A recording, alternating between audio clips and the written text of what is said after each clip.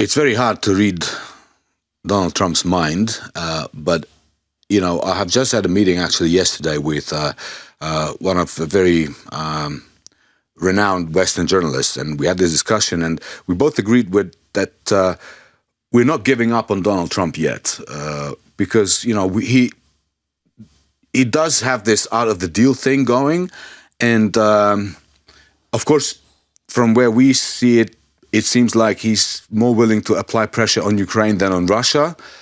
But I think he is beginning to realize that Ukraine, or Russian aggression against Ukraine, is not something that will just go away without his participation. It is not a situation that he can just allow to blow over, even if he wanted, right? And of course, we have the midterm elections coming up in autumn. And Donald Trump is a man with a huge ego, and he doesn't want to be seen as weak. And he doesn't want to be seen as his predecessor, and he doesn't want to be blamed for the things that the previous administration experienced when they were withdrawing from Afghanistan.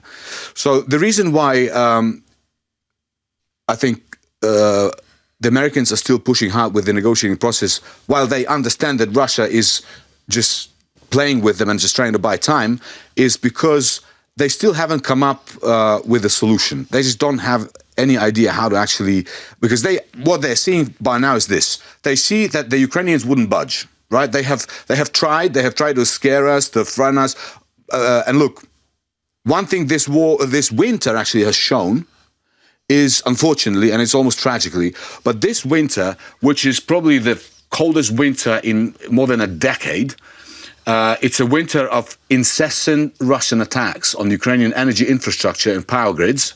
So this winter has shown, unfortunately, that this war can go on in this format for a very, very long time. We have not broken, Russians have not achieved their goals, so we can be stuck in this quagmire of modern warfare mixed with some attrition World War I elements for a very long time. Americans understand that. Americans understand that they don't have the leverage. So my personal conspiracy theory is that if Americans want to achieve something in these negotiations, they have to work with China. Because China is the country that holds the key that can unlock this peace process and move it forward in a meaningful way. So only having a Beijing as an alliance, will have a leverage? Well, it's not possible to have Beijing as an alliance. Okay, that's a strong word. It's not possible to kind of sit them down at the table. Okay. But I'm just saying that that's where the solution probably is. Okay. Because, for instance, we know very well that Russia is also, like us, is scaling up their defense industry, right? They're producing en masse missiles, drones, and everything. Now, they're able to do that because they get the machinery, for example, from China. They're able to do that because they get components that China supplies to them through either Thailand or, other sort of friendly countries. So, and of course, China is one of the biggest buyers of Russian energy sources. So, if the US found a way to somehow convince China that it's in their interest to exert more pressure on Russia, maybe that will give us a better chance of succeeding in the peace talks. How would you connect MAGA, Make America Great Again, with the outcome of Russia's war in Ukraine? Well, we have to probably, MAGA plus make MAGA plus America first. And plus, we want to not be involved in global wars as before. But then at the same time, we want Greenland, Canada, and other parts of the world, Venezuela. So it's a very hazy geopolitical outlook that is currently in the White House. This is why it's very difficult to read. It's could call this strategic ambiguity, which is a sort of murky ecosystem in which it is very difficult to predict their next move, which gives them advantage, of course. But I don't think America, and it's not just my opinion, it's I think a wide consensus in Europe, in the US, it's a bipartisan actually consensus that if America loses the freedom war that Ukraine is fighting against Russia, it will lose its status as, the leader of free world and as a superpower. So it's these two things, MAGA and Russia's aggression against Ukraine, are intrinsically interconnected. And I think the White House is beginning to see that. Because remember, look, at the beginning, there were times when Donald Trump, J.D. Vance, Marco Rubio, they all used to almost fleetingly say, well, if these negotiations don't work out, we'll walk away. We'll just walk away. Well, now they still haven't walked away. And the reason is because they understand that the world is looking. China is looking as how America will, because America is in the ring now. China is not in the ring, but China is getting ready. So it will be a sort of chain reaction. If, God forbid, this will never happen because of us Ukrainians, but if the Americans don't succeed in kind of leading the way in this process, they will lose their positions globally, and that will have a knock-on effect, and it will not be good for America. Well, yes, Yuri, but United States, they're still in a diplomacy track, but they're stepping back from military support for Ukraine. And for the last year, in 2025, military support dropped to 90%, so maybe like 0% they left, 10% they left. So doesn't it look contradictory to you? They are choosing this way, but they are not choosing military support.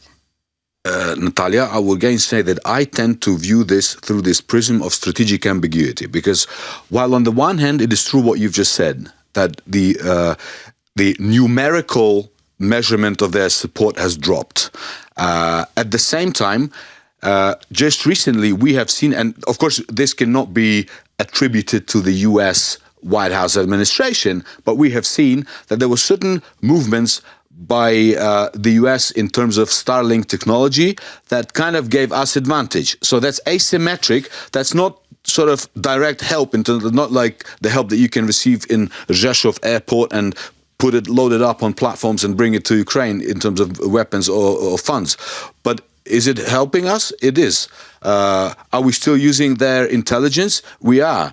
Are the Americans selling weapons to Ukraine through European countries? They are. So, it's probably not an ideal scenario for us, but look, we're still standing 4 years on, and we are resilient. Recently, Ukrainian president, he gave the interview to BBC saying that Putin has already started the World War III. Do you see that way? And do you see that the West is seeing that as well, that way? Well, it's again, from the realm of political philosophy and forecasting, but of course, some people say that the Third World War began in 2014 when Putin annexed Crimea, because that was the trigger that kind of set in motion processes which resulted to the invasion in 2022, and we're still reaping the fruits of that annexation in 2014. Now, at the same time, I know from my conversation, for example, with the Europeans, they also believe that this is the first kind of harbinger of the Third World War, and that's why the Europeans are actually waking up to the reality, and they're beginning to take seriously so many things that they were taking for granted, before this large-scale invasion began, and before the US has shown their willingness to step aside in a way. Europeans see it as a possible beginning of something bigger if it is mismanaged at this stage. And of course, for the Europeans, it's better that Ukraine fights this war and kind of ends it than it spills over. So that's why there is a lot more partnership now between Ukrainian and European defense industries. You see the news every second day about new joint ventures between our drone producers, interceptor producers. There are, funds allocated to Ukrainian weapons industry through initiatives such as Danish model, manufacturing freedom. So we're not there yet. I wouldn't call it myself Third World War, but we are at the doorstep of this Third World War, and whether we will walk through that door or not depends on how the parties act in the next, foreseeable future, 6 to 12 months.